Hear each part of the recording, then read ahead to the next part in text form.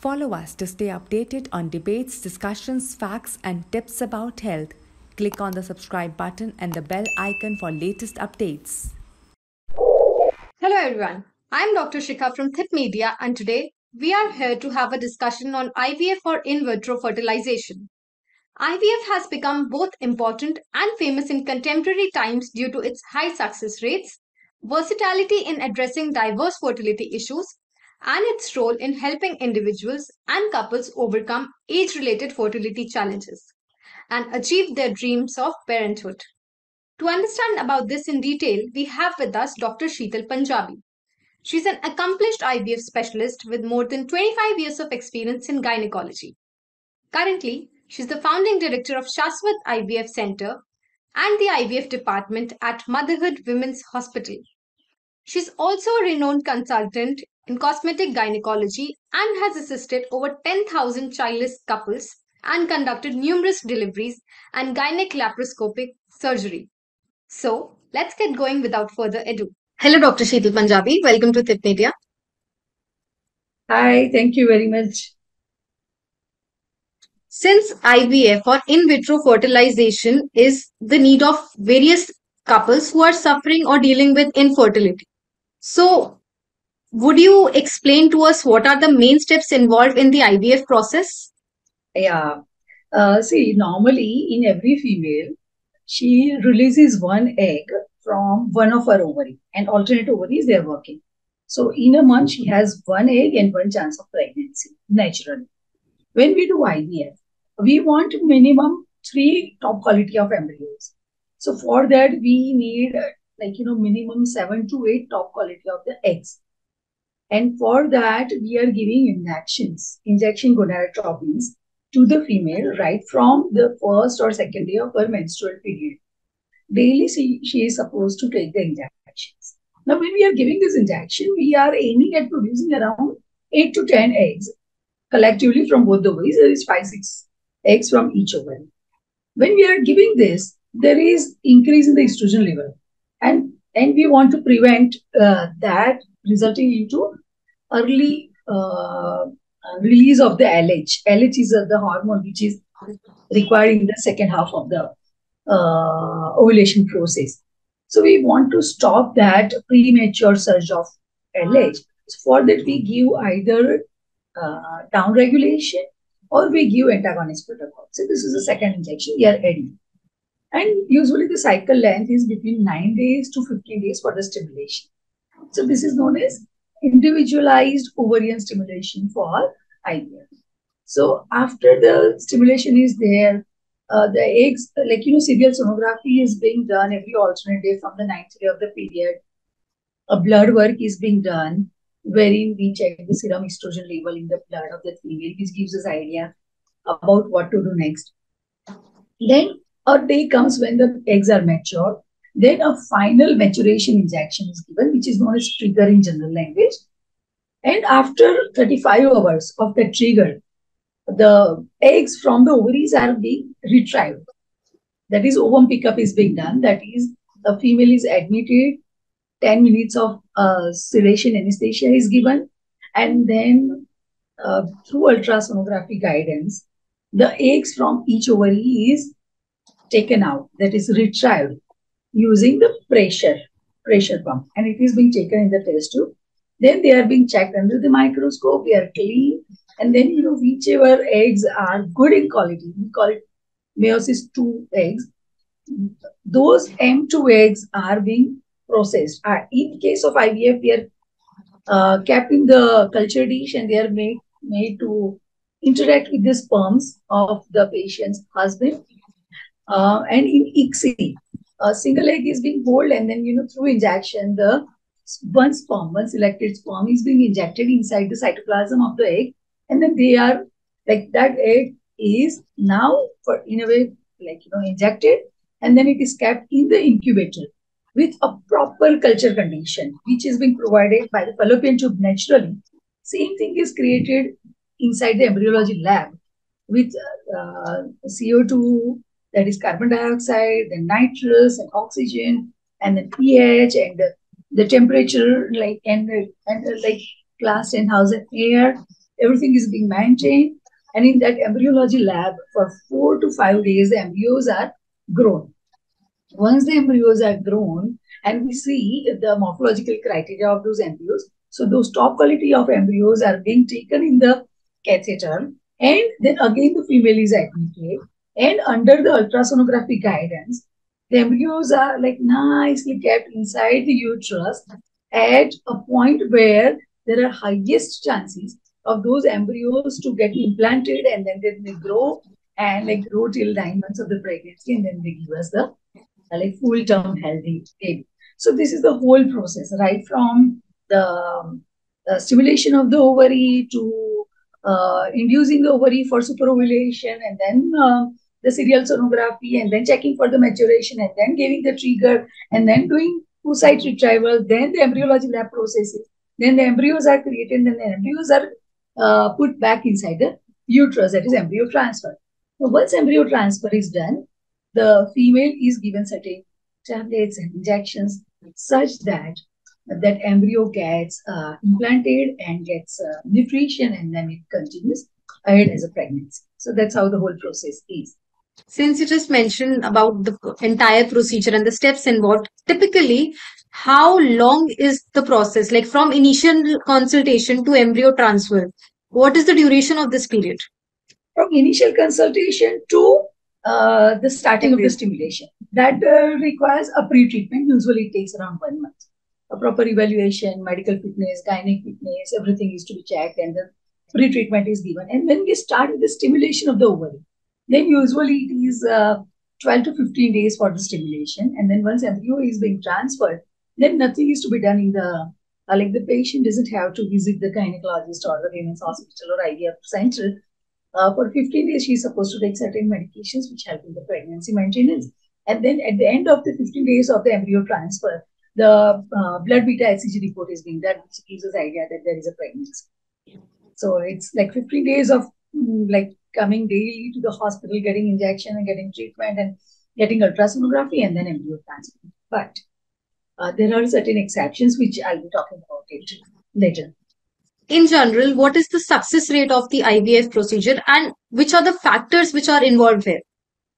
For success, we can say that in India, we are like, able to transfer 2 to 3 embryos in an attempt.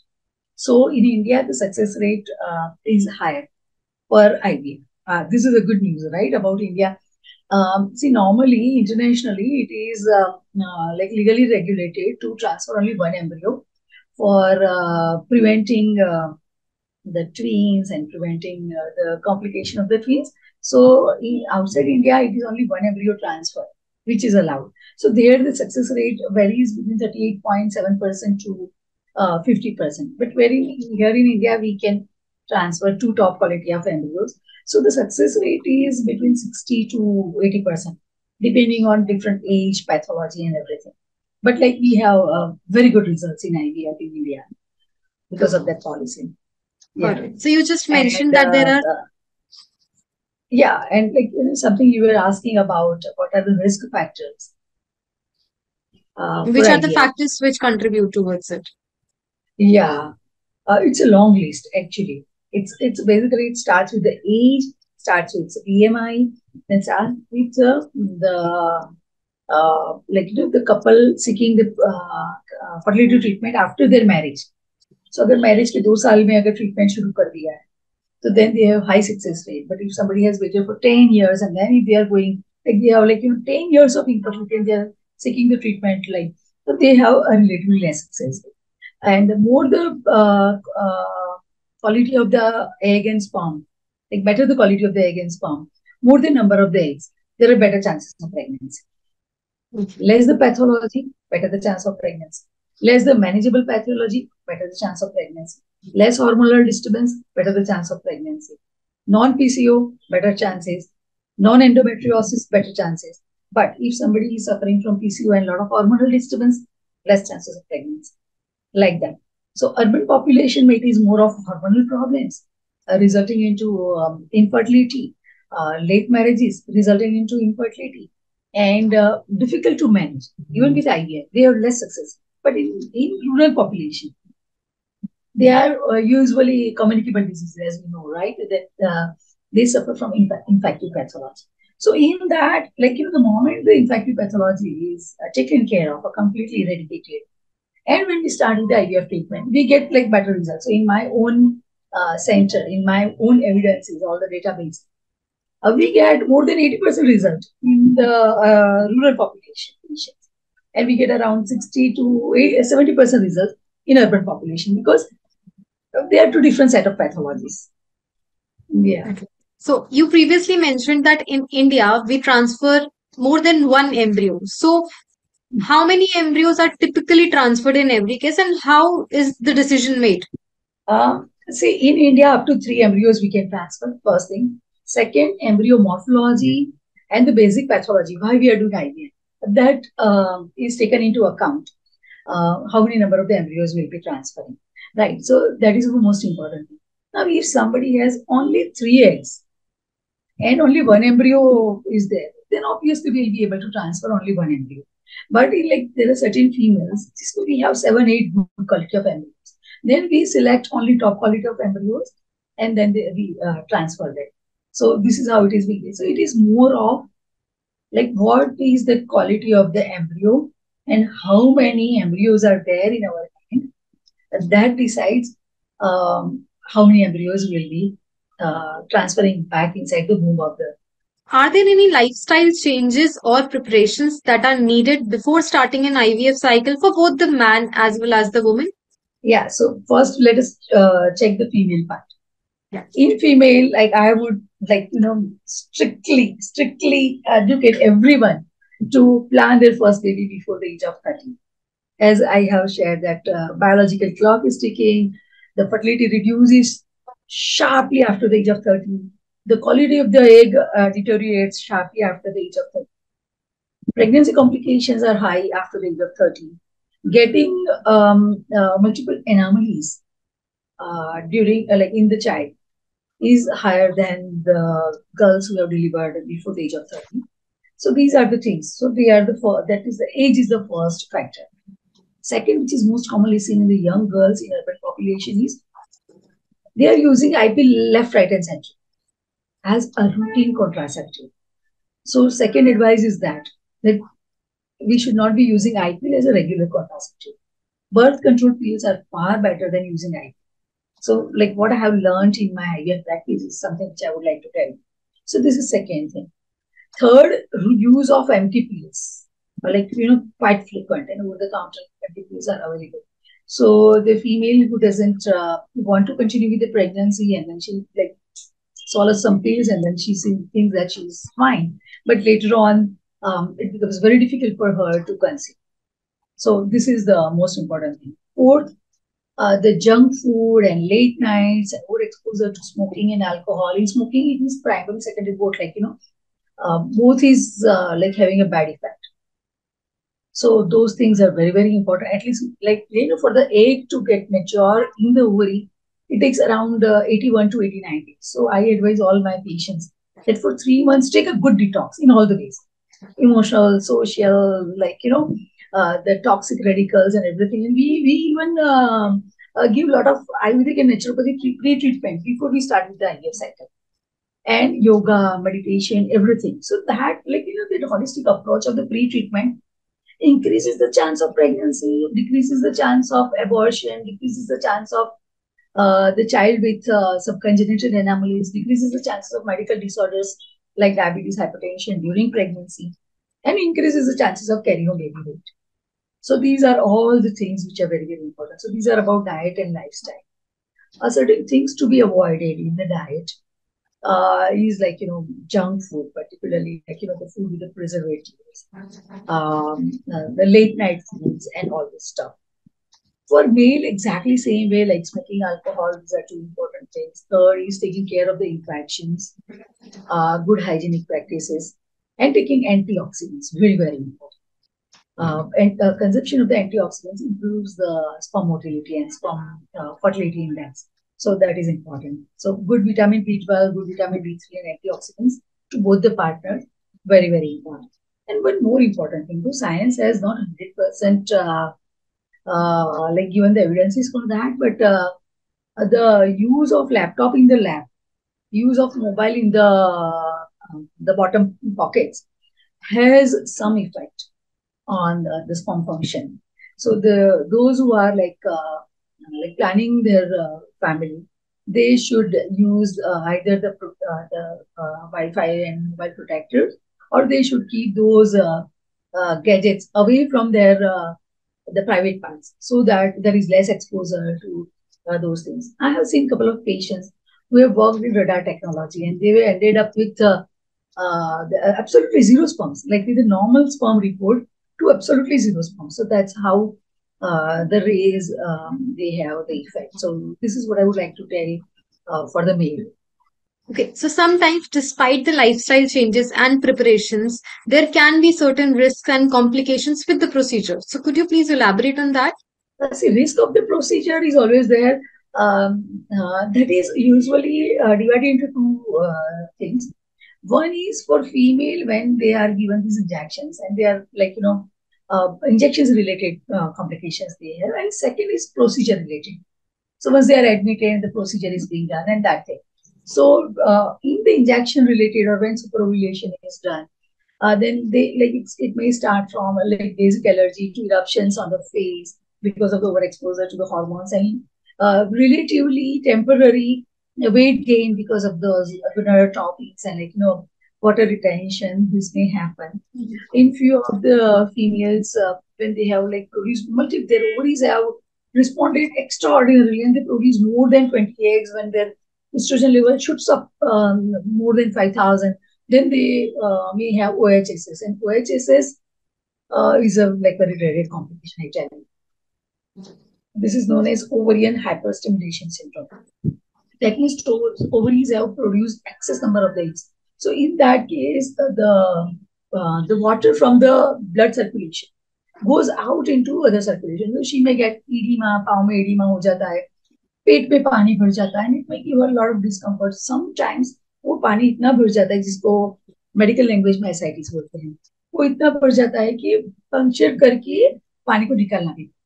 Now this happens 1 in 1,000 patients, but we have to select the patient, and जिसमें हमको लगता है कि like likely like she may go for OHSS. Then we do not do embryo transfer in that same site. We freeze all the embryos, we let the things like get settled, all the hormones get settled, and in the next cycle, when her hormones are absolutely normal, then just prepare the uterus and then do embryo transfer. So that is to reduce the risk of the OHSS. And nowadays, everybody follows that OHSS free clinic principle for that. So एक बार अगर pregnancy ठहर गया तो उसके बाद में क्या है? तो ट्विंस होता है तो ट्विंस के रिलेटेड लाइक जो भी कॉम्प्लिकेशंस होते हैं, प्रीमेच्योर डिलीवरी हो सकती है, she may have to go for horse tightening operation. There are likely chances के ट्विंस में एक बच्चे ने दूसरे बच्चे ने शेयर नहीं किया, तो एक का वेट नॉर्मल है, दूसरे का थोड़ा कम है, देन वो सारे होते हैं. So these are all medical things. During procedure क्या क्या रिस्क हो सकते हैं? जब उस साइड को रिट्राइव करते हैं तभी like it is ultrasound guided needle से लेते हैं, तो समटाइम्स वो नीडल से वेरी वेरी रेयरली मतलब 1 in 10 लाइक, बट वो नीडल से किसी की लाइक जैसे ब्लड वेसल को पंक्चर हो गया तो देन वो ब्लीडिंग हो सकती है. किसी का अगर एंडोमेट्रियोसिस से सारा अंदर लाइक पूरा लाइक फ्रोजन पैलिस है, स्टक अप हो गया है, तो like it may result into कि वो आजू बाजू में जो बॉवेल है या उसको टच कर जाएंगे, तो वो एक जो बेसिक कोई भी सर्जरी में जैसे हो सकता है, ऐसे like there are theoretical chances that that needle can damage the surrounding the vital organs, but in the hands of experienced surgeons, it is usually rarest of the rare, as I told you, 1 in 10,000 IVF pickups, and that too in the less experienced hands. This is possible. Second, 10 minutes का anesthesia दिया जाता है during the process. So anesthesia related to risk in all the surgeries जो होता है, that is possible. But when it is like rightly selected, chosen patients in the right center, which is accredited with all the certificates and they are following the best practices, then almost we can say that our like whole जो भी list मैंने बोला है वो सारा nearly zero हो जाता है. Yeah, so we have to select the right doctor and the right institute for getting this treatment. You just said the right doctor and the right place. So, how typically would the procedure of IVF cost at the right place and even at the rural and urban places? And what are the components of this cost? Yeah. So see, India में metro city में because infrastructure cost and everything overheads are very high. So usually the treatment cost ranges between 1.75 lakh rupees to 4 lakh rupees, depending on the center. Wherein relatively small metro cities, the cost ranges from 1.5 lakh rupees to 2.5 lakh rupees. If the couple opts for oocyte freezing, पहले oocyte को freeze करके रख दिया जब लड़की young है, and then later on, like after 10 years also, if they want to plan their pregnancy, we can pretty well go for that. तो oocyte freezing का cost होगा 2 lakh rupees for 10 years, and उसके बाद में जब IVF की process करते हैं, तो oocyte को thaw किया and बाद में IVF किया, तो that cost ranges between 1.2 lakh rupees to 2 lakh rupees approximately. So this is how it is. थोड़ा और इंटरनल जाते हैं, जैसे T2 T3 टाउन में जाते हैं, तो वहां पे the range is between 1.3 to 1.5 lakh rupees per attempt of the cycle, and this includes everything, right from the selection of the patient to all the injections and gonadotropins and blood reports and ultrasonography and then trigger injection and then ovum pickup and anesthesia charges, anesthesia medicine charges, OT medicine charges, embryologist charges, embryology lab charges, the consumables and disposables of the embryology lab, then incubator charges, and then selection of the embryos, and then taking the embryos and then putting back inside the uterus of the mother, and then post embryo transfer medicine to nurture the embryos. All this together, and the professional fees of the doctor and the professional fees of the institute together usually is these charges in India. Okay. All right. I think This was you got the right answer. Yeah, definitely. I in details. Okay. Yeah. Thank you so much for shedding light on this. I hope and I believe that this will help our viewers in understanding all the aspects related to IVF. Thank you, Dr. Shital Punjabi. Thank you. I really appreciate the work you are doing, and I'll be more than happy for all the viewers to reach out to me by any of the media. Like I'm always available on the Facebook, Insta, Twitter, LinkedIn, and yeah, through this THIP Media also. For any queries, please reach out to us. Thank you very much. Thank you so much.